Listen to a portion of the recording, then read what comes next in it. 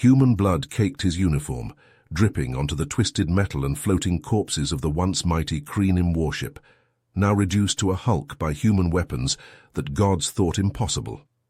Captain Arthur Thomas stared at the carnage through the view screen of the TSS Indomitable, a grim frown etched on his battle-hardened face.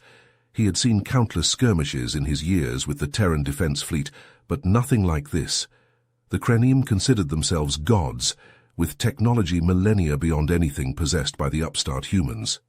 Yet here Thomas stood on the bridge of his battered but victorious ship, surrounded by the wreckage of a Kreenim vessel, destroyed by a single shot from a mysterious Terran weapon. "Captain!" Lieutenant Commander Mikhail Petrov's voice cut through Thomas's thoughts. The junior officer's face was ashen. "The Kreenim ship. Preliminary scans show it was destroyed by an unknown energy weapon of immense power. Orders from command?" Thomas opened his mouth to reply, but was cut off as an urgent message flashed onto the view screen. "All ships return to Earth immediately. We are under attack by an unknown enemy. Casualties in the billions. Earth is lost." The bridge fell silent, the crew staring at the screen in stunned disbelief. The heart of the Terran Empire, the cradle of humanity, lost in mere moments. Thomas felt a cold rage building in his chest. No matter the cost, no matter the odds, he would avenge the fallen. He would hunt down those who had spilt human blood and destroy them utterly. The gods had dared to strike at Earth, dared to slaughter billions. In doing so, they had sealed their own fate. Thomas and every surviving human would dedicate their lives to killing every last one of them. He turned to navigation, barking out a single order. "Set course for Earth." As the Indomitable hurtled through the void towards Earth, the mood on the bridge grew tense. Thomas squeezed the armrests of his chair, his eyes fixed on the monitor. The ship dropped out of FTL, and the once familiar blue and green orb of Earth loomed before them. But something was wrong. The planet's atmosphere was a sickly, poisonous green, and the oceans were a dull, lifeless grey. "What the hell happened here?" Petrov whispered, his voice trembling. Thomas leaned forward, his brow furrowed. "Scan the surface. I want to know what we're dealing with." The crew worked frantically, their fingers flying over consoles. The results came back moments later, and the bridge fell silent. The scans showed a planet ravaged by war, its cities reduced to rubble, its people wiped out. There were no signs of human life anywhere on the surface. How is this possible?" Lieutenant Commander Sarah Nakamura asked, her voice barely above a whisper. "We were only gone for a few months. What could have done this?" Thomas was about to reply when a deep, resonant voice filled the bridge, seeming to come from everywhere at once. "Attention, Terran vessel. You are in the presence of the Kreenim Imperium, the rightful rulers of this galaxy. Your world has been cleansed of the disease known as humanity. Surrender now, and your deaths will be quick and painless." Thomas's blood ran cold. He recognized that voice. It belonged to Pixis, the self-proclaimed god-king of the Kreenim. He had heard it before, in the recordings of the Kreenim's first contact with humanity. Pixis had demanded humanity's immediate surrender, claiming that the Kreenim were the rightful rulers of the galaxy, and that all other species were little more than vermin to be exterminated. Thomas looked out the view screen at the massive alien ships orbiting Earth, each one the size of a small moon. Their sleek black hulls were adorned with intricate golden symbols that seemed to pulse with an inner light. He knew that the Kreenim possessed technology far beyond anything the Terrans had encountered before, but he also knew that he could never surrender, not after what they had done to his homeworld. He turned to his crew, his eyes sharpening. "Prepare for battle. We're going to take as many of those bastards with us as we can." The crew nodded grimly, their hands already moving over their consoles as they readied the ship's weapons and defenses. Thomas turned back to the view screen, his eyes narrowed as he stared at the Kreenim ships. He knew that the odds were against them. The Indomitable was just one ship, and the Kreenim had an entire fleet. But he also knew that he would rather die fighting than surrender to the monsters who had destroyed his world. "For Earth," he whispered, as the first volley of enemy fire slammed into the Indomitable's shields. "For humanity." The Indomitable surged forward, its engines roaring as it hurtled towards the Krenim fleet. Thomas wrapped his hand around the chairs of his chair, his eyes narrowed as he watched the enemy ships grow larger on the display. Suddenly, a proximity alert chimed on the console. "Captain, we're being hailed," Petrov reported, his brow furrowed. "It's coming from a small ship hiding in the debris field." Thomas frowned. "On screen." The view screen flickered, and the image of a young man in a battered Terran uniform appeared. His face was gaunt and his eyes haunted, but there was a fierce dedication in his gaze. "Captain Thomas, I am Lieutenant Janus Shin of Terran Intelligence," he said, his voice steady despite the chaos surrounding him. "I've been studying the Krenim for months, trying to find a weakness in their technology. I think I've found it." Thomas leaned forward, his interest piqued. "Go on." Shin took a deep breath. "Those golden symbols on their ships, they're not just for show. They're a form of symbiotic biocircuitry that allows the Krenim to control their vessels with their thoughts. If we can disrupt that connection, we might be able to render their ships helpless." Thomas rubbed his chin, considering the lieutenant's words. It was a long shot, but with the fate of humanity at stake, he was willing to try anything. "What do you propose, Lieutenant?" he asked. Shin leaned forward, his eyes gleaming with a desperate hope. "I can infiltrate one of their ships, try to sabotage the biocircuitry from within, but I'll need the Indomitable to provide a distraction, keep them busy while I work." Thomas nodded grimly. "Understood. We'll give you all the time we can, Lieutenant, but you'd better hurry, we don't have much left."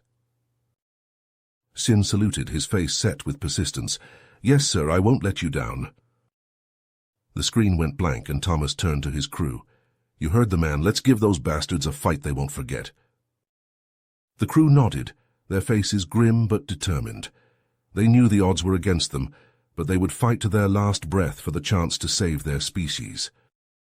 Thomas turned back to the view screen, watching as the Krenim ships loomed ever closer. He took a deep breath, steeling himself for the battle to come. "All right, people," he said, his voice steady. "Let's do this for Earth, for humanity." The Indomitable charged forward, its weapons blazing as it plunged into the heart of the Krenim fleet. Explosions bloomed across the void as the human ship unleashed a barrage of missiles and energy beams, tearing into the sleek black hulls of the enemy vessels.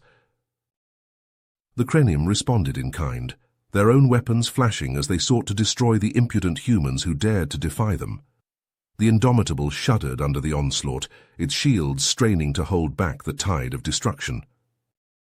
On the bridge, Thomas gritted his teeth as the ship rocked beneath him. Sparks flew from shattered consoles, and the acrid stench of smoke filled the air. But he refused to back down, refused to let the Krenim win. "Hold steady," he shouted over the din of battle. "We've got to buy Shin more time."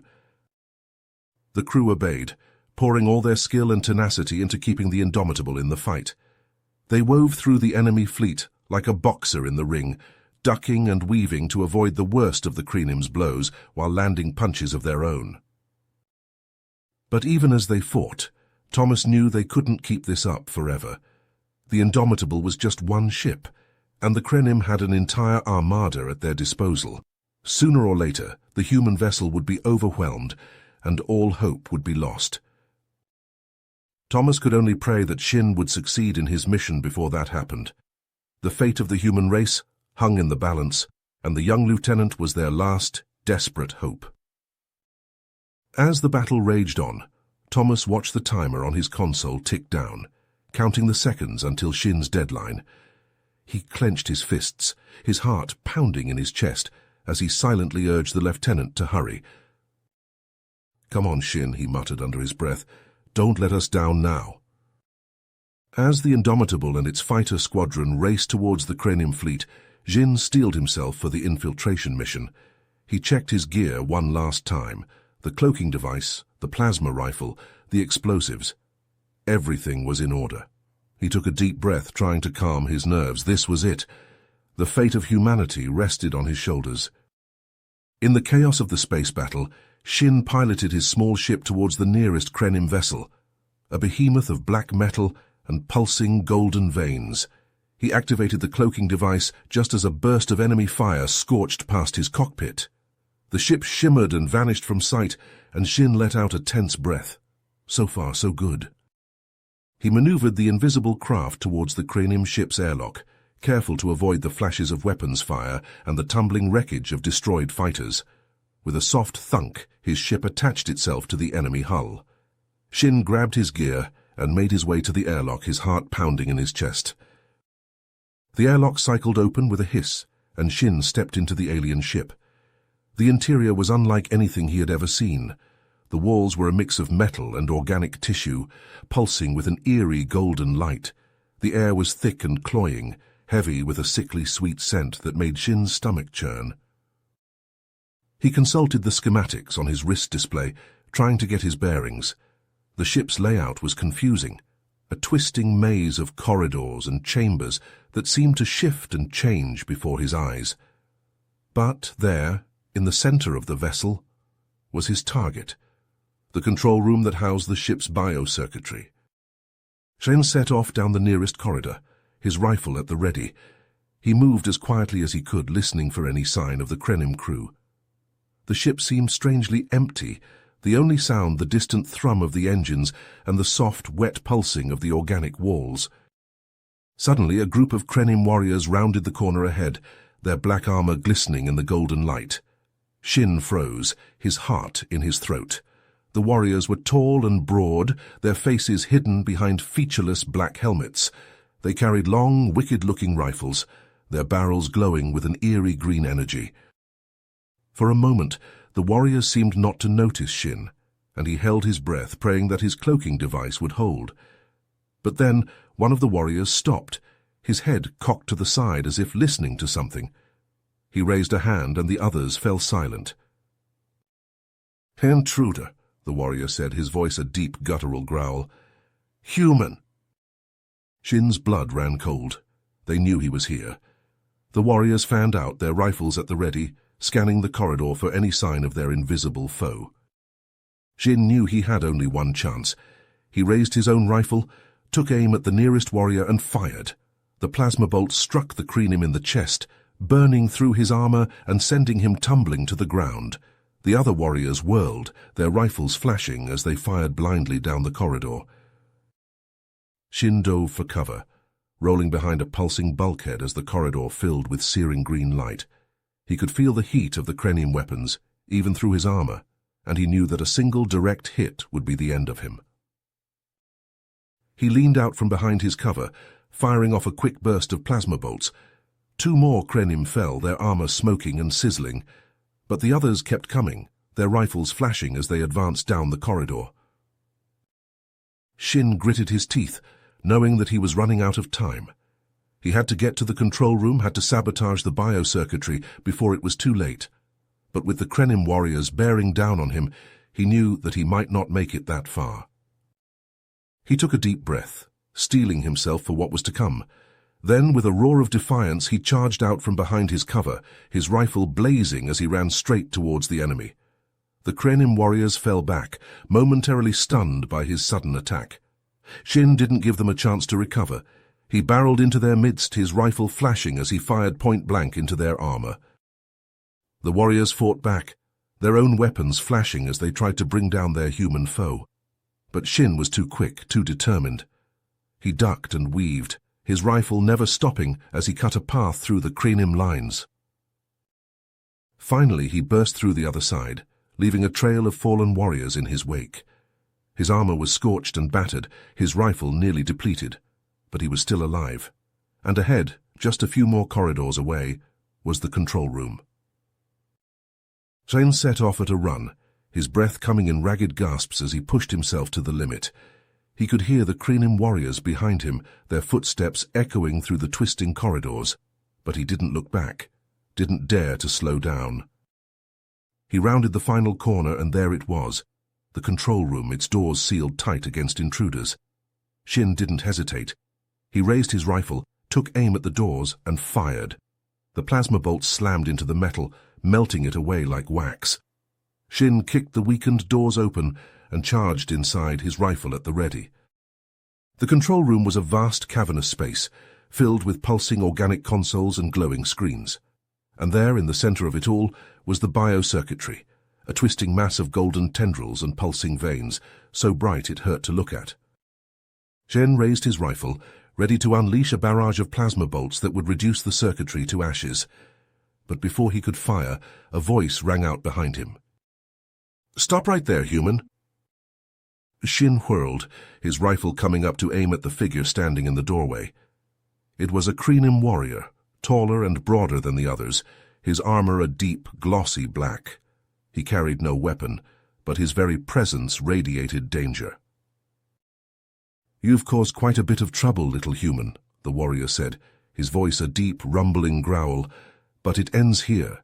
You cannot hope to defeat the Kreenim Imperium." Shen's finger tightened on the trigger, but he didn't fire, not yet. "We'll see about that," he said, his voice steady despite the fear and adrenaline coursing through his veins. The Kreenim warrior laughed, a harsh grating sound that echoed through the control room. "You are brave, human, I'll give you that, but bravery alone will not save you. You are nothing more than an insect to be crushed beneath our heel." Shin's lips pursed, and he felt a surge of anger rising up inside him. "We'll see who crushes whom," he said, and then he opened fire. The plasma bolt slammed into the Kreenim warrior, staggering him back a step. But he did not fall. Instead, he let out a roar of rage and charged forward, his armor shimmering and shifting as it absorbed the energy of Shin's shots. Shin tried to dodge, but the warrior was too fast. A massive fist slammed into his chest, sending him flying back into the biocircuitry. Pain lanced through his body as the golden tendrils wrapped around him, pulsing with a sickening energy. The Kreenim warrior loomed over him, his helmet retracting to reveal a face that was all sharp angles and cruel black eyes. "Foolish human," he snarled. "Did you really think you could defeat us? We are the Kreenim Imperium, the rightful rulers of this galaxy, and you are nothing." Shin struggled against the tendrils, gasping for breath as they tightened around his chest. But even as he fought, he felt a strange sensation building inside him, a tingling, prickling energy that seemed to flow from the biocircuitry and into his very bones. And then, with a sudden, blinding flash of insight, he understood. The biocircuitry wasn't just a means of controlling the Kreenim ships. It was a conduit, a way of channeling the psychic energy of the Kreenim themselves. And if he could tap into that energy, if he could turn it against them... Shin closed his eyes, reaching out with his mind towards the pulsing tendrils that held him. He could feel the Kreenim warrior's presence, a dark, malevolent force that sought to crush him, to break him. But he pushed back, pouring all his strength and all his will into the connection. The warrior stumbled back, his eyes widening in shock and fear, as he felt the human's mind brushing against his own. "What are you doing?" he hissed, his voice tinged with panic. "How are you—" But Shin didn't answer. He was lost in the flow of energy, his mind merging with the biocircuitry, becoming one with the Kreenim ship itself. He could feel the power coursing through him, the strength of 1,000 suns and the fury of 1,000,000,000 stars. And with that power he struck. A wave of psychic energy burst from Shin's body, slamming into the Kreenim warrior and sending him flying back into the far wall. The biocircuitry shuddered and writhed, the golden tendrils retracting from Shin's body as if burned. Shin rose to his feet, his eyes blazing with an otherworldly light.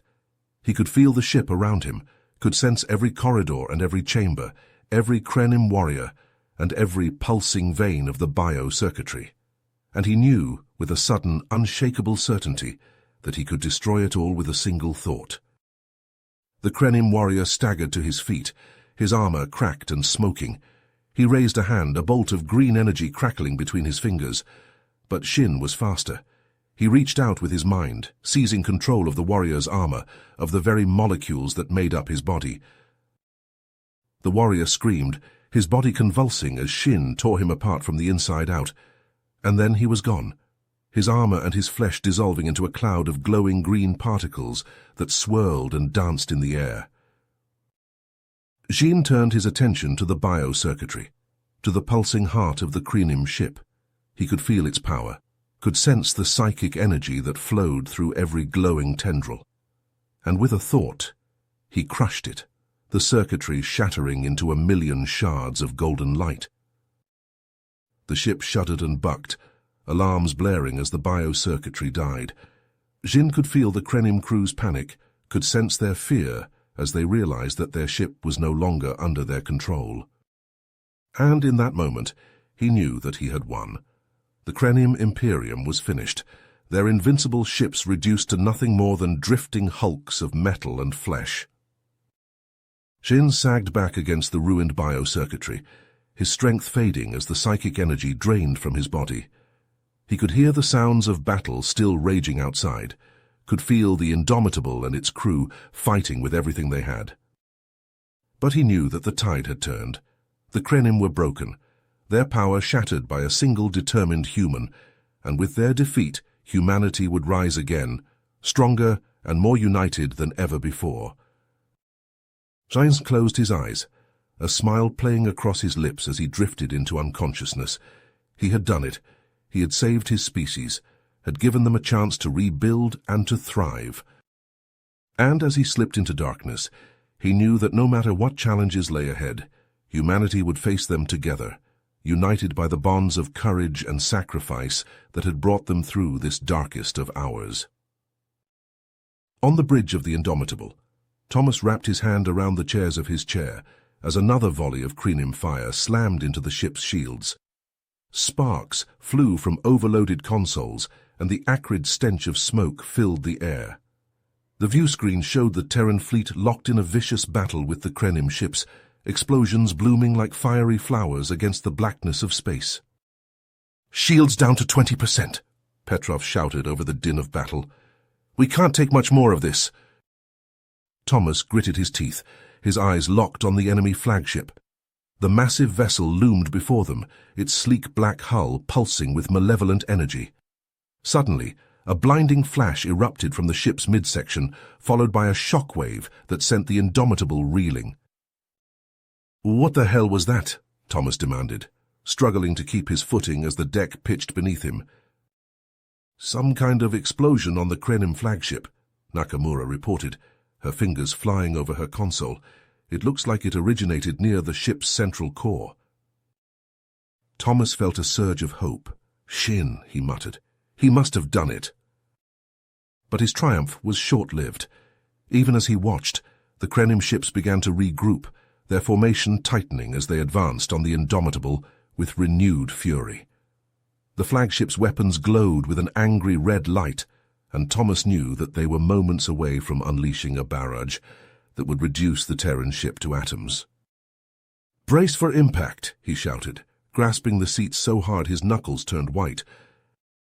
But the expected volley never came. Instead, a new voice crackled over the comm system, filled with static but unmistakably human. "Indomitable, this is Admiral Elias Graves of the Valkyrie. Looks like you could use a hand." Thomas's eyes widened as a new fleet of ships dropped out of hyperspace, weapons blazing as they tore into the Krenim lines. The vessels were a ragtag assortment of designs from across the galaxy, their hulls scarred and pitted from countless battles. But at their head was a sight that made Thomas's heart leap with joy. The Valkyrie, a Terran dreadnought that had been presumed lost in the early days of the war. The Valkyrie was a behemoth, easily dwarfing the Indomitable and even the Krenim flagship. Its hull bristled with weapons, and its engines glowed with the brilliant blue of Cherenkov radiation. As Thomas watched, the dreadnought unleashed a barrage of missiles and energy beams that tore through the Krenim fleet like a scythe through wheat. "Graves, you son of a bitch," Thomas laughed, relief and gratitude washing over him. "I never thought I'd be so happy to see your ugly mug." "Likewise, Thomas," Graves replied, his gruff voice filled with amusement. "Now let's finish these bastards off." The two fleets clashed in a titanic battle above the ruins of Earth, the Valkyrie and its allies driving into the heart of the Krenim formation. The Indomitable surged forward, its weapons blazing, as it cut a path through the enemy ships. Thomas felt a fierce joy rising in his chest as he watched the Krenim vessels explode one by one, their hulls shattering under the relentless onslaught. But even with the reinforcements, the Terrans were still outmatched. The Krenim ships were too many, their technology too advanced. Thomas watched in horror as a Terran frigate exploded under a barrage of enemy fire, its crew consumed in a fiery blast. Another ship, a battered old freighter, took a direct hit to its engines and spun out of control, careening into the hull of a Krenim destroyer in a shower of sparks and debris. Thomas clenched his fists, his lips pursed with tension. They were giving it their all, but it wasn't enough. The Krenim were simply too strong. He could only hope that Shin's sabotage would be enough to turn the tide, that the damage to the flagship's biocircuitry would somehow weaken the rest of the fleet. But as the battle raged on, Thomas began to fear that even that bold strategy might not be enough. The Krenim ships kept coming, their weapons firing with relentless precision, their hulls shrugging off the Terrans' attacks like raindrops. The Valkyrie was taking a beating, its shields flickering under the onslaught, and the Indomitable's own defenses were nearing the breaking point. Thomas stared at the view screen, his eyes hard with willpower. He knew that this might be the end, that humanity's last stand against the Krenim could well be a futile one. But he also knew that he would fight to his last breath, that he would go down swinging with everything he had.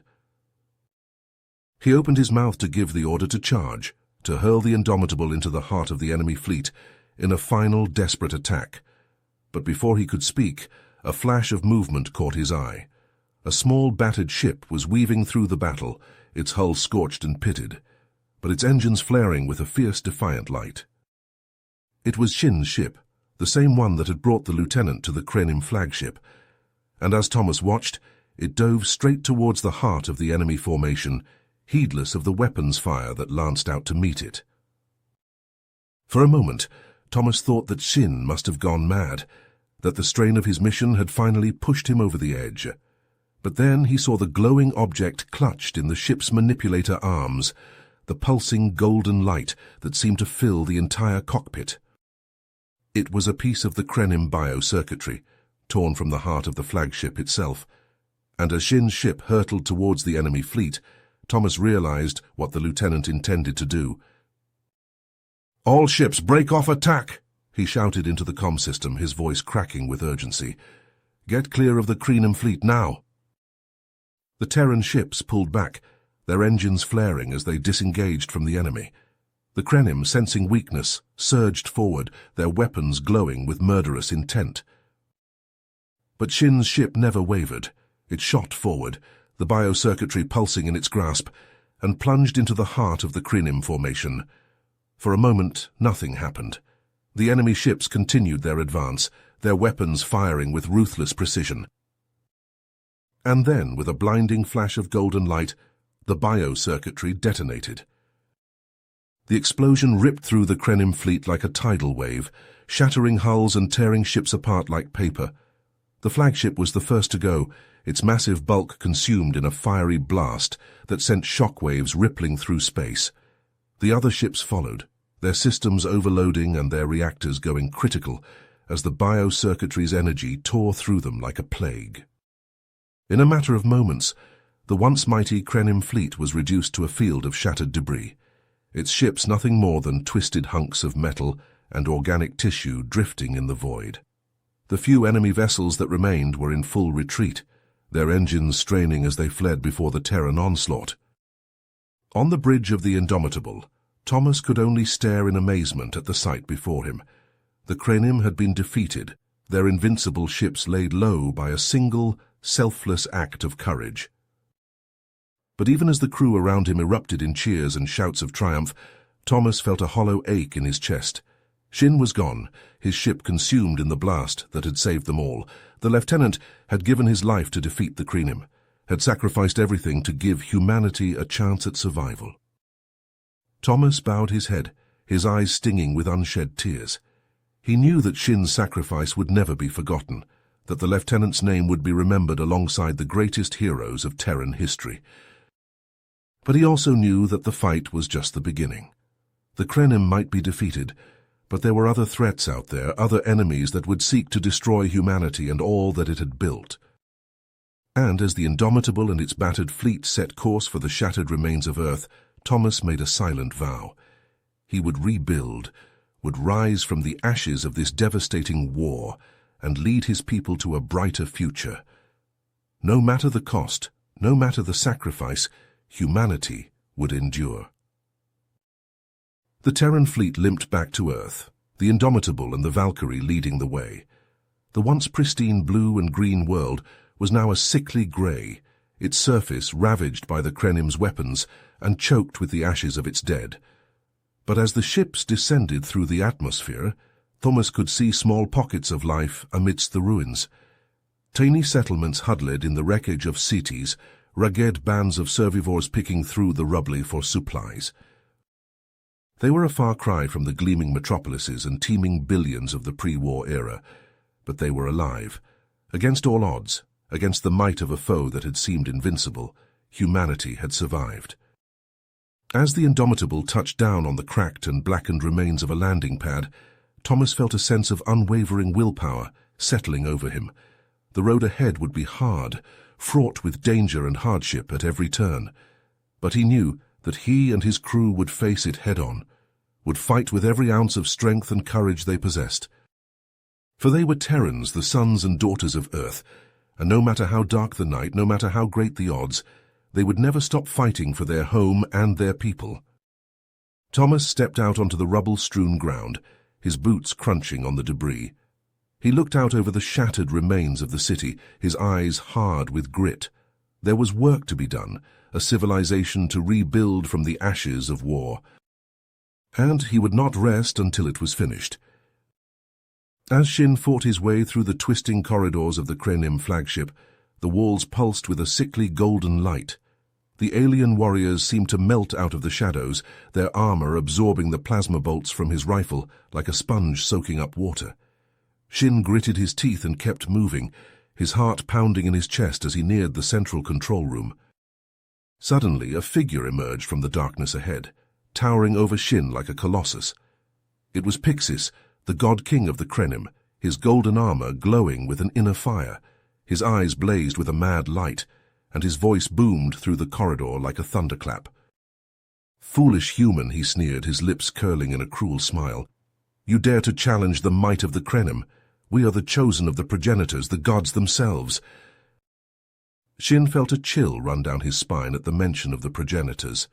He had heard whispers of these ancient beings, said to have seeded the galaxy with life and technology eons ago, but he had always dismissed them as myths, stories told to frighten children and keep the masses in line. "The progenitors are a lie," Shin said, his voice trembling slightly. "A fiction created by the Krenim to justify their conquest and slaughter." Pixis threw back his head and laughed, the sound echoing through the ship like the tolling of a funeral bell. "You know nothing, human. The progenitors are real, and they have chosen us to be their avatars in this realm. They have given us the power to bend the very fabric of space and time to our will. We are not mere conquerors, we are gods." Jin's mind raced as he tried to process this revelation. If the progenitors were real, if they had truly bestowed their technology upon the Krenim, then the key to defeating them lay not in their ships, but in their connection to these ancient beings. He thought back to the golden symbols adorning the Krenim vessels, the pulsing veins that seemed to run through every surface of the flagship. They were not just decorations or power conduits, they were a direct link to the progenitors themselves, a conduit through which the Krenim drew their strength. If he could sever that link, disrupt the flow of power from the progenitors to the Krenim, then perhaps he could bring this war to an end. Perhaps he could give humanity a fighting chance. Shin raised his rifle, aiming it squarely at Pixis's chest. The God King laughed again, spreading his arms wide. "You think your puny weapons can harm me, human? I am invincible, immortal, a god made flesh." Shin didn't bother to respond. He lunged forward, ducking under Pixis's outstretched arms and slamming the butt of his rifle into the God King's stomach. Pixis grunted in surprise, stumbling backwards as Shin pressed his attack. The two warriors clashed in a flurry of blows, Pixis's golden armor deflecting Shin's strikes, even as the human darted and weaved around him. Shin could feel the heat radiating off the God King's body, could smell the stench of ozone and burnt metal that clung to his skin. He knew he was outmatched in terms of raw strength, but he was faster and more agile than the lumbering God King. He ducked and rolled, striking at the joints and weak points in Pixis's armor, searching for a vulnerability he could exploit. Pixis roared in frustration, his blows growing wilder and more erratic as he tried to land a solid hit on the nimble human.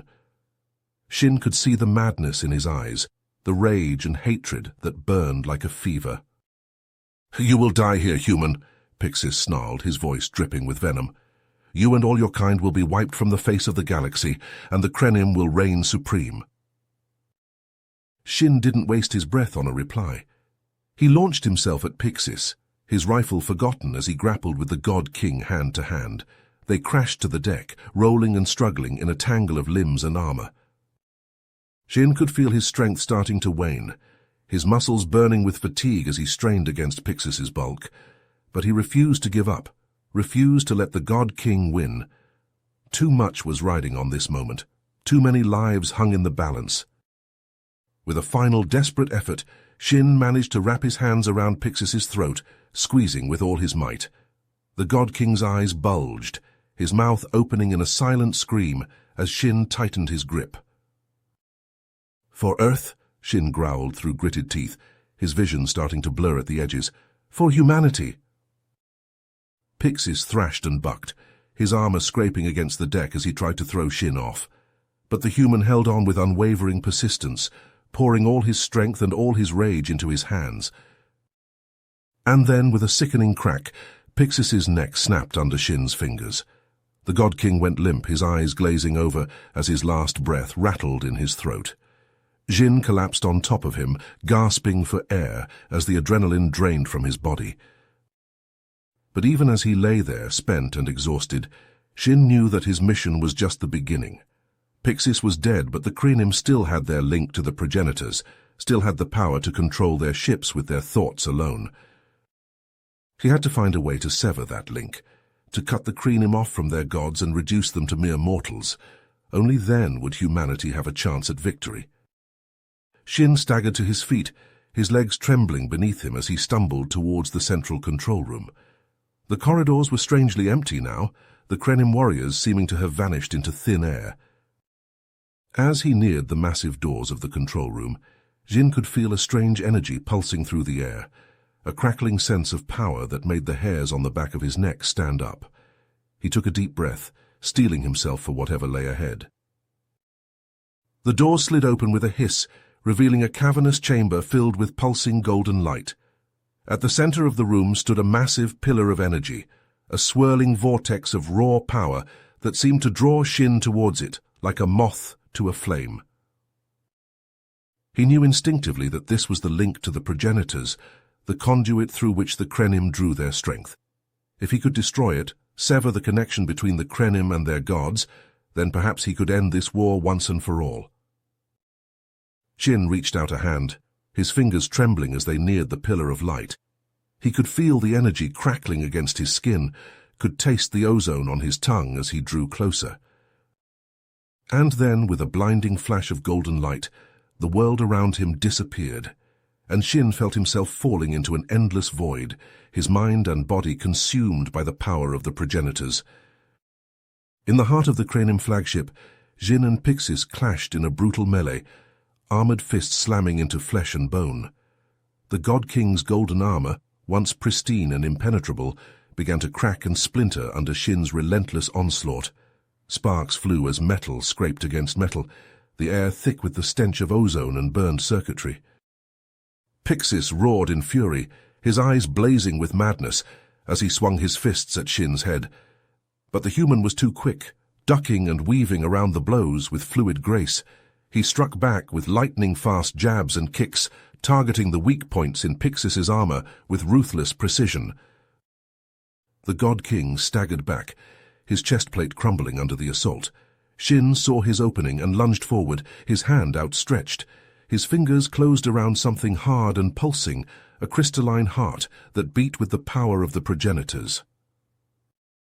Pixis's eyes widened in shock and horror as Jin tightened his grip. The human's face was a mask of stubborn persistence as he twisted his wrist, ripping the heart from the God King's chest in a spray of sparks and viscous fluid. Pixis convulsed, his mouth opening in a silent scream as his armor shattered into 1,000 glittering pieces. He collapsed to the deck, his body twitching and spasming as the life drained from his ruined flesh. Shen stared down at the fallen God King, the crystalline heart still pulsing in his hand. He could feel the power of the progenitors coursing through his veins, a rush of energy that made his head spin and his vision blur. Suddenly, the ship shuddered beneath his feet, the deck pitching and rolling like a storm-tossed sea. Shin stumbled, catching himself against a bulkhead as the lights flickered and died, plunging the corridor into darkness. On the bridge of the Indomitable, Thomas watched in amazement as the Krenim fleet went dark, their ships drifting aimlessly through the void. The golden veins that had once pulsed with malevolent energy now flickered and died, the biocircuitry that controlled the ships severed from its source. "All ships concentrate fire on the Krenim vessels," Thomas barked, his heart pounding with sudden hope. "Take them out while they're vulnerable." The Terran and allied ships surged forward, their weapons blazing as they tore into the helpless Krenim fleet. Explosions bloomed like fiery flowers against the blackness of space, the once invincible ships now little more than floating debris. Thomas watched the destruction with a mix of elation and sorrow, knowing that countless lives had been lost in this bitter war. But as the last Krenim ship exploded in a brilliant fireball, he felt a sense of grim satisfaction wash over him. They had done it. Against all odds, they had defeated the Krenim and avenged the fallen. Earth might be lost, but with this victory, humanity could start anew among the stars. Thomas bowed his head, his eyes stinging with unshed tears as he sent a silent prayer of thanks to Shin for his sacrifice. The lieutenant had given his life to save them all, and his name would be remembered as a hero for generations to come. "Sir, we're being hailed by the Valkyrie," Petrov reported, his voice trembling with emotion. "Admiral Graves wants to speak with you." Thomas nodded, taking a deep breath to compose himself. "Put him through." The view screen flickered to life, revealing the grizzled face of Admiral Elias Graves. The old soldier's eyes were haunted, his face lined with the weight of countless battles and losses. "Thomas, you magnificent bastard," Graves said, his voice rough with exhaustion and relief. "You did it. You beat those Krenim sons of bitches." Thomas shook his head, a wry smile tugging at his lips. "We all did it, Admiral. Every man and woman in this fleet played their part, and we couldn't have done it without Lieutenant Shin." Graves nodded solemnly, his eyes distant. "I heard about what he did. The kid's a damn hero. We'll make sure he's remembered as one." Thomas turned to his crew, his heart swelling with pride as he saw the willpower and persistence etched on their faces. They had been through hell and back, but they had emerged stronger and more united than ever. "All right, people," he said, his voice ringing with authority. "We've won the battle, but the war is just the beginning. Earth may be lost, but we still have a future to fight for, a future where humanity can rebuild and thrive among the stars." The crew nodded, their eyes blazing with a fierce, unquenchable spirit. They knew the road ahead would be hard, but they were ready to face whatever challenges lay before them. Thomas turned back to the view screen, his gaze locking with Graves's. "Admiral, I hereby request permission to begin search and rescue operations on Earth's surface. We need to find any survivors, any pockets of resistance that might have held out against the Krenim." Graves nodded, his face grim. "Permission granted, Captain. But be careful down there. We don't know what kind of horrors the Krenim left behind." Thomas saluted, his eyebrows furrowed with drive. "Understood, sir. We'll take every precaution." As the view screen went blank, Thomas turned to his helmsman. "Set course for Earth. It's time to bring our people home." The Indomitable surged forward, its engines roaring as it plunged through the debris field of the shattered Krenim fleet. Somewhere below, on the ravaged surface of Earth, their people were waiting for them. And Thomas would not rest until every last one of them was safe. The Indomitable plummeted through Earth's atmosphere, its hull glowing red-hot from the friction. Thomas clutched the armrests of his chair, his nuchals tightening as the ship bucked and shuddered around him. "Steady as she goes," he muttered, his eyes fixed on the monitor. The once blue planet loomed before them, its surface now a mottled grey and brown, choked with ash and debris. As they descended, the extent of the devastation became clear. Cities lay in ruins, their towering skyscrapers reduced to jagged stumps of metal and glass. The oceans were a sickly green, clogged with the bloated corpses of dead sea life. Thomas felt a surge of rage and sorrow rise up in his chest, threatening to choke him. The Krenium had not just conquered Earth, they had ravaged it, leaving nothing but death and destruction in their wake. "Sir, I'm picking up a distress signal from the surface," Petrov reported, his fingers flying over his console. "It's weak, but it's definitely human." Thomas leaned forward, hope flickering in his chest. "Can you pinpoint the location?" Petrov nodded, his brow furrowed in concentration. "Yes, sir, it's coming from a small town about 100 kilometers from our current position, but the signal is fading fast." Thomas turned to his crew, his voice fierce with perseverance. "Then we'd better hurry. Helm, set course for that town. We're not leaving anyone behind." The Indomitable banked hard, its engines roaring as it shot towards the source of the distress signal. As they neared the town, Thomas could see the ruins of shattered buildings and burned-out vehicles littering the streets. But there, huddled in the shadow of a collapsed overpass, was a small group of survivors. They were filthy and gaunt, their clothes ragged and their faces haunted by the horrors they had witnessed. As the Indomitable touched down in a nearby clearing, Thomas and a team of Marines raced towards the survivors, their weapons at the ready. The people flinched back in fear, their eyes wide with terror. "It's okay," Thomas called out, holding up his hands in a gesture of peace. "We're here to help. We're from the Terran Defense Fleet."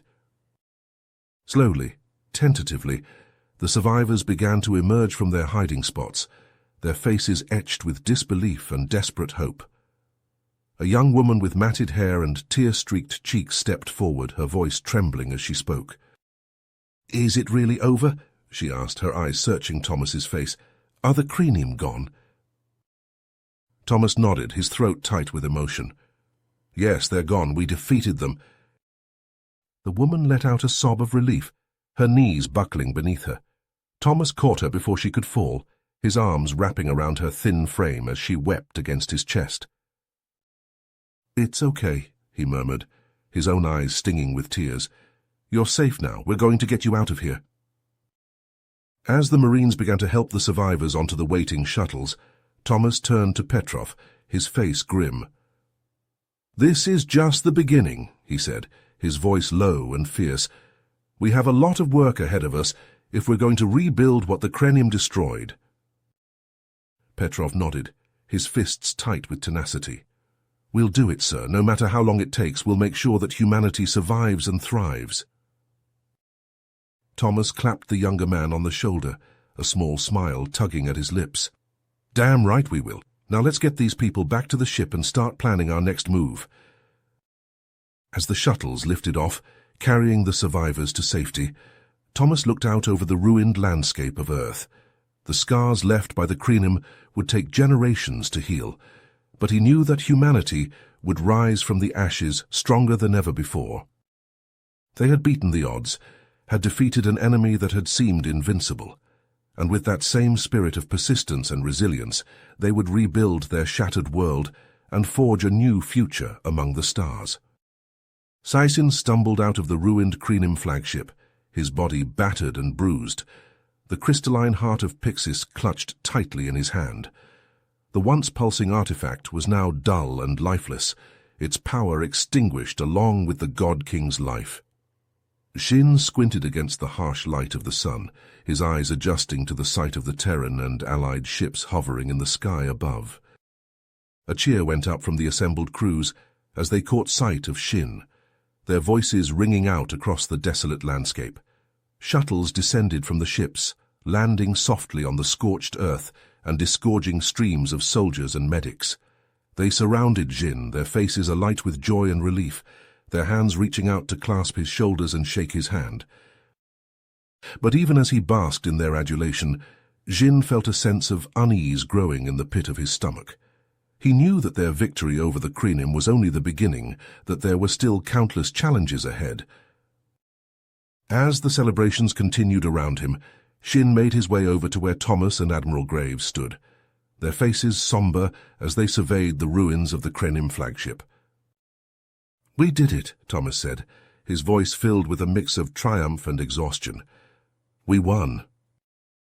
Shin nodded, but his expression remained grave. "For now," he said.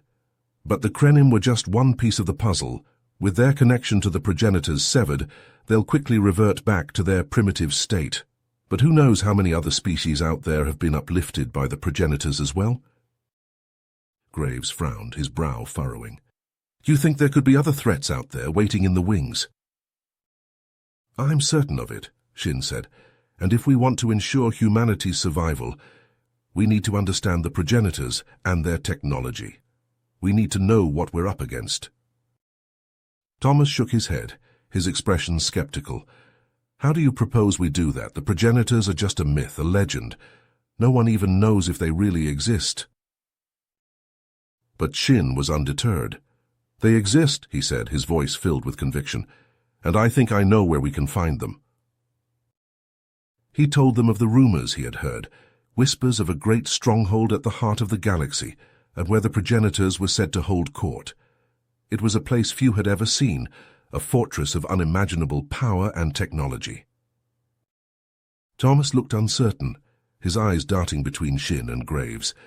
"You're suggesting we go there, just fly right into the heart of their territory?" Graves, however, seemed intrigued. He stroked his beard thoughtfully, his eyes sparking with a hint of excitement. "It's a risk," he said, "but it's one we may have to take. If the progenitors really are out there, and they're uplifting other species like the Kreenim, we need to know what we're dealing with. We need to be prepared." Shin nodded, relief flooding through him. He had been afraid that they would dismiss his idea out of hand, that they would be content to simply bask in their victory over the Kreenim and ignore the greater threat that loomed on the horizon. "I'll assemble a team," Graves said. "The best of the best from every species and every corner of the galaxy. We'll need their skills and their knowledge if we're going to have any hope of succeeding." As the planning began in earnest, Shin found himself staring out at the ruined landscape of Earth, his heart heavy with the weight of all that had been lost. The once vibrant planet was now a husk, its cities reduced to rubble and its people scattered to the winds. But even as he mourned all that had been lost, Shin felt a flicker of hope burning within him. They had defeated the Kreenim, had struck a blow against the progenitors and their machinations, and now they had a chance to do something even greater, to unravel the secrets of the ancient beings, and ensure that humanity would never again be caught unprepared. With a final lingering look at the ruins of his homeworld, Jin turned away and boarded the waiting shuttle. The Valkyrie loomed above him, its hull scarred and battered, but still proud and defiant. It was a symbol of all that humanity had endured, and all that they could achieve. As the shuttle lifted off and soared towards the waiting ship, Shin felt a sense of purpose settling over him. The road ahead would be long and perilous, but he was ready to face whatever challenges lay in store. For the sake of his species, for the memory of all those who had fallen, he would not rest until the secrets of the progenitors were laid bare and humanity's future was secure. The Valkyrie shuddered as another wave of energy slammed into its shields, the deck pitching beneath Shin's feet. He gripped the edge of a console, his eyes locked on the console that showed the massive progenitor ship looming before them. The alien vessel was unlike anything he had ever seen, its hull a twisting organic mass of black tendrils and pulsing red lights. "Shields down to 20%, a crewman shouted from the tactical station, his voice tight with fear. "We can't take much more of this." Graves gritted his teeth, his hands flying over the controls of his command chair. "Divert all power to the forward shields," he ordered, "and prepare to launch fighters." But even as the crew rushed to comply, Shin knew it was hopeless. The progenitor ship was simply too powerful, its weapons tearing through the Valkyrie's defenses like they were made of paper. Suddenly a searing pain lanced through Shin's skull, and he doubled over, clutching at his head. The crystalline heart in his pocket pulsed with an intense, alien energy, and he felt his mind being drawn into its depths. Images flashed before his eyes, vast incomprehensible structures floating in the void, strange beings of pure energy dancing across the stars, and at the center of it all, a presence so ancient and powerful that it made him feel like an insect in comparison. "Lieutenant," Graves' voice cut through the haze of pain, and Shin snapped back to reality. The Admiral was staring at him, his face etched with concern. "Are you all right?" Shin nodded, straightening up and drawing in a shaky breath. "I'm fine, sir, but we need to get out of here. The progenitors, they're too powerful." Graves hesitated for a moment, then nodded grimly. "Agreed. All hands abandon ship, I repeat. All hands abandon—" His words were cut off as a massive energy beam sliced through the Valkyrie's hull, tearing a gaping hole in the ship's midsection. Alarms blared and crewmen screamed as the bridge was plunged into darkness, the only light coming from the flickering consoles and the eerie red glow of the progenitor ship. In the chaos, Jin felt a strange calm descend over him. He reached into his pocket and withdrew the crystalline heart, its surface pulsing with an inner light. He knew what he had to do. Ignoring the shouts and cries of the crew around him, Shin strode forward, the heart held high above his head. The progenitor ship seemed to sense his presence, its weapons falling silent as he approached the view screen. "I am Lieutenant Janus Shin of the Terran Alliance," he said, his voice steady and clear, "and I carry the heart of Pixis, the god-king of the Krenim." For a long moment there was silence. Then a deep, resonant voice filled the bridge, seeming to come from everywhere and nowhere at once. "The heart of Pixis," the voice said, its tone curious and almost amused. "A fragment of our own essence stolen by a primitive species and used for their own ends. How interesting." Shin swallowed hard, his grip tightening on the heart. "The Krenim are defeated," he said, "and their technology is no more. But we seek to understand the progenitors, to learn from your wisdom and ensure the survival of our species." Again there was a long pause. Then the voice spoke once more, its tone now tinged with a hint of respect. "So you are bold, Lieutenant Shin, and perhaps even worthy. Very well. We will spare your ship and your crew, but in exchange you must come with us. There is much for you to learn." Shin hesitated, his mind racing with the implications of the progenitor's words. He glanced back at Graves and the rest of the crew, their faces a mix of fear, confusion, and desperate hope. He knew that if he went with the progenitors, he might never return. He would be leaving behind everything and everyone he had ever known, embarking on a journey into the unknown. But he also knew that this was his destiny, that the crystalline heart had chosen him for this moment. With a final nod to Graves, Shin turned back to the view screen and held out the heart. "I accept," he said, his voice ringing with conviction. "Take me to the progenitors." The heart pulsed with a blinding light, and Shin felt himself being lifted off the deck, his body dissolving into pure energy. The last thing he saw before he vanished was the Valkyrie, its hull battered and broken, and the faces of his crewmates staring at him in awe and wonder. And then he was gone, his consciousness merging with the vast alien intelligence of the progenitors.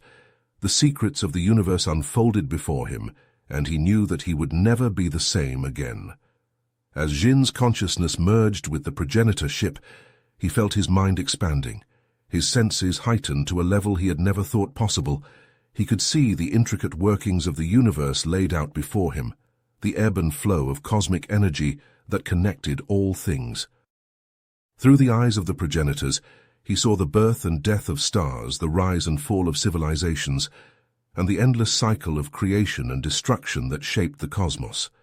He saw the Krenim as they once were, a primitive species filled with potential, and he watched as the progenitors uplifted them, granting them the secrets of advanced technology and the power to shape their own destiny.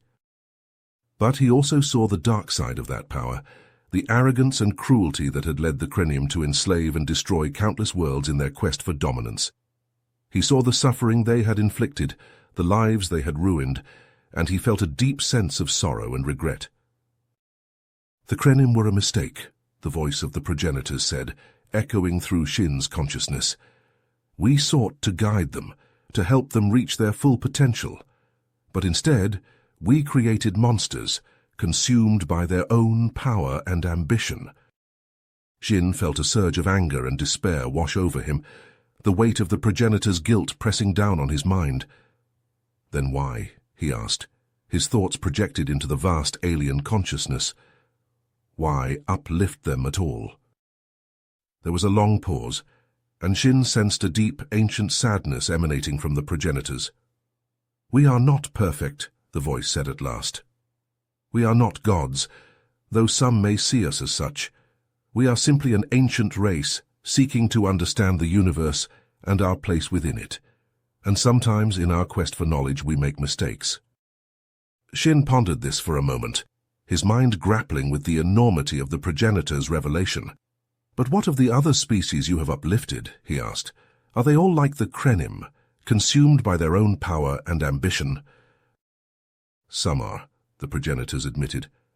But others have used our gifts for good, to create and explore and push the boundaries of what is possible. It is the nature of all sentient beings to have the capacity for both good and evil. Our task is to guide and nurture the former, while guarding against the latter. Shin nodded, a sense of understanding dawning within him. The progenitors were not infallible, but they were also not malevolent. They were simply seeking to understand the universe, to help other species reach their full potential, even if that potential sometimes led to darkness and destruction. What will you do now? He asked, his mind still reeling from the vastness of the knowledge he had absorbed. Will you continue to uplift other species, knowing the risks? The progenitors were silent for a long moment, and Shin could sense a great debate raging within their collective consciousness. We will continue our mission, they said at last, but we will be more careful, more selective in those we choose to uplift, and we will watch over them more closely, guiding them away from the path of destruction and towards a brighter future. Shin felt a sense of relief wash over him, tempered by a deep sense of responsibility. He knew that he had been chosen for a reason, that his role in this cosmic drama was far from finished. What would you have me do? He asked, his mind open and ready for whatever task the progenitors had in store. Again there was a long pause, and Shin could sense the progenitors weighing their options. For now we would have you return to your people, they said at last. Teach them what you have learned here, guide them towards a better understanding of the universe and their place within it. And when the time is right, we will call upon you again to serve as our emissary and our champion in the battles to come. Shin felt a thrill of excitement and trepidation course through him. He knew that the road ahead would be hard, that he would face challenges and dangers beyond anything he had ever known. But he also knew that he was ready, that the progenitors had chosen him for a reason. With a final grateful nod, Shin felt his consciousness begin to separate from the progenitor ship, his mind and body reforming on the bridge of the Valkyrie. He blinked, his eyes adjusting to the sudden brightness, and saw Graves and the rest of the crew staring at him in amazement and relief. "Lieutenant," Graves said, his voice tight with emotion, "what happened? Where did you go?" Shin smiled, a sense of calm and purpose settling over him. "I went to the progenitors," he said, his voice ringing with conviction, "and I learned the truth about the universe and our place within it. There is much work to be done, Admiral, and I am ready to begin." Shin stood on the bridge of the progenitor ship, Pixis's crystalline heart pulsing in his hand. The towering beings before him radiated an aura of immense power, their forms shimmering with an otherworldly light. Shin took a deep breath, gathering his courage as he faced the ancient entities. "Great progenitors," Shin said, his voice steady despite the overwhelming presence before him. "I come to you not as a conqueror, but as an emissary of humanity. The Krenim have used your gifts to spread death and destruction across the galaxy, but that is not our way. We seek only to live in peace, to explore and learn and grow." The progenitors regarded Shin with eyes that seemed to pierce his very soul. "And why should we listen to you, human?" One of them spoke, its voice echoing through the chamber like a distant thunderclap. "Your kind are but insects to us, scurrying about in the dust of the cosmos." Shin held up the heart, its light casting a pale glow across his face. "Because we have the potential to be so much more," he said, his words ringing with conviction.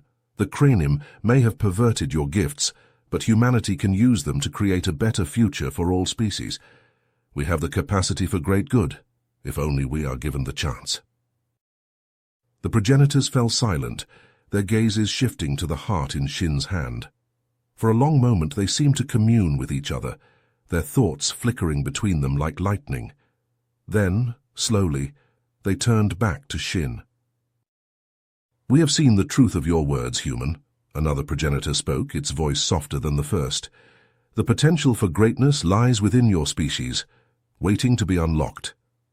But know this, we are not gods, as the Krenim believed. We are merely survivors of an ancient civilization, seeking to create a legacy in the stars." Shin nodded, a sense of understanding dawning within him. "You uplifted the Krenim and others like them in the hopes of passing on your knowledge and power," he said softly. "But you see now the folly of that choice." The progenitors inclined their heads, a gesture of acknowledgement. Yes, they spoke as one. "We sought to create a legacy, but instead we sowed the seeds of chaos and destruction. It is time for us to step back, to allow the younger races to find their own way." With a wave of their hands, the progenitors dissolved Pixis's heart, its light fading into nothingness. Jin felt a sudden, wrenching loss as the connection was severed, the power that had sustained him gone in an instant. And then, just as suddenly, the progenitors themselves vanished, their forms dissipating into motes of light that drifted away into the vastness of space. Jin found himself alone on the bridge of the alien ship, the only sound, the distant hum of its engines. Slowly he made his way back to the Valkyrie, his mind turning with the implications of what had just transpired. The progenitors had not only spared humanity, but had given them a chance to forge their own destiny, free from the influence of ancient beings. As the fleet limped back to the ruins of Earth, Shin looked out at the stars, a sense of hope and drive rising within him. The road ahead would be long, but he knew that they had been given a second chance, a chance to rebuild and create a better future for all. In the years that followed, Jin dedicated himself to unlocking the secrets of the progenitors' technology, working tirelessly to adapt and improve upon their designs. The Terrans and their allies spread out across the galaxy, no longer as conquerors, but as explorers and diplomats, seeking to build bridges between species and foster a new era of peace and cooperation. Though the scars of the Krenim War would never fully heal, Jin knew that they had emerged from the crucible stronger and wiser, ready to face whatever challenges the universe might bring.